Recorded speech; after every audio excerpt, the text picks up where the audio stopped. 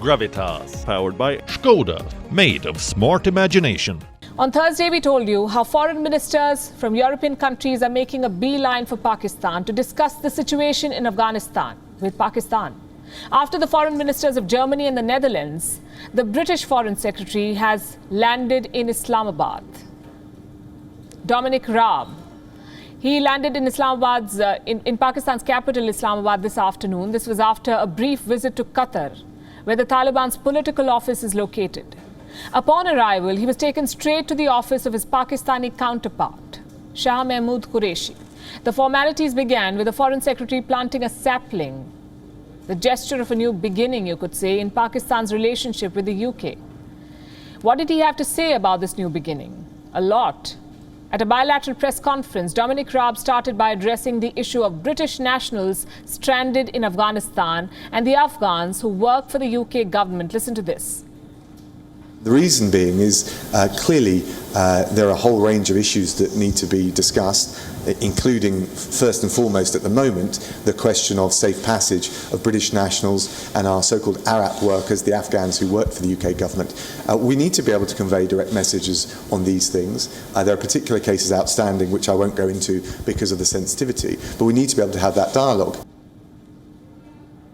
The Foreign Secretary is facing severe criticism at home for holidaying in Greece as Kabul fell and his countrymen were stranded. He is now in Pakistan to seek help for the evacuation of the remaining British nationals. What about Afghans? Those who were promised democracy and progress by Western powers and now want to leave their country for a better life. Will Britain take them too? On this, Dominic Raab said that he is pleased to announce what he called £30 million of life-saving support that will help Afghanistan's neighbours provide shelter for those who come across the border. I'm also pleased to announce that today we're releasing the first tranche of that extra aid money that I mentioned. We are sending up to £30 million of life-saving support to Afghanistan's neighbours, and that will include Pakistan, so that there is the money to provide the basics, the shelter, the household necessities, the sanitation for those who come across the border. Let me put this bluntly. The aim of Dominic Raab's visit to Pakistan is to ensure that Afghan refugees don't land up in European countries. After the Kabul airlift, we evacuated over 15,000 people to the UK, which was unprecedented for modern times, certainly for the UK. And we're working together to continue the secure, safe passage for those who haven't yet made it out of Afghanistan, whether they're British nationals or indeed those who have worked for us. Focus on the words used.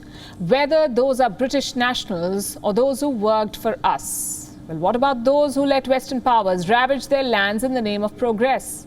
What about those who adopted Western models imposed on them by the US and its allies, including Britain, and now don't want to live under the Sharia law? Where will they go? They will be dumped in Afghanistan's neighborhood in countries like Pakistan and Central Asia. Pakistan, which has taken 1.4 million Afghan refugees since the beginning of America's forever wars, clearly does not mind taking any more, though they say they don't want any more. Pakistan might take them in, send them to Islamic seminaries, brainwash them with teachings of jihad, and push them back into Afghanistan as terrorists. This has happened. It happened the last time the West abandoned Afghanistan in the 90s. And there's no stopping Pakistan from doing it again. Do you know where Pakistan keeps most of the refugees from Afghanistan?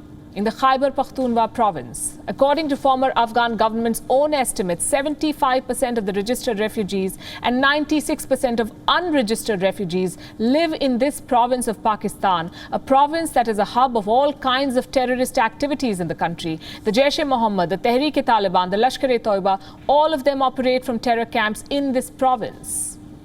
And I'm not saying that these refugees, all of them get radicalized. They're looking for a better life, really. But time and again, reports by the West's own humanitarian watchdogs have revealed how young Afghan refugees in Pakistan are brainwashed at madrasas in Peshawar and then exploited by terror groups who hire them as recruits. If you needed any proof, any more proof of this, Pakistan's Interior Minister has settled them. He recently said that most of the Taliban's top leadership has been brought up by Pakistan, quote unquote. Listen to him. और ये जितने नौजवान यहाँ मुहाजिरों में पढ़ते रहे, कई बड़ी माजरत के साथ, मैं अब वजीर दाखिला हूँ, रेलवे में होता तो शायद और ज्यादा बातें कर सकता था, मेरी रिस्पॉन्सिबिलिटी है। कई ये तालिबान लीडर जो टॉप हैं वो पैदा पाकिस्तान में हुए, पढ़े पाकिस्तान में, इसमें तो पाकिस्तान की खिदमात हैं कि इनको हमने तालीम दी है और अब भी कई पढ़ रहे होंगे। So let me say this. The abandonment of Afghan refugees by the West is criminal.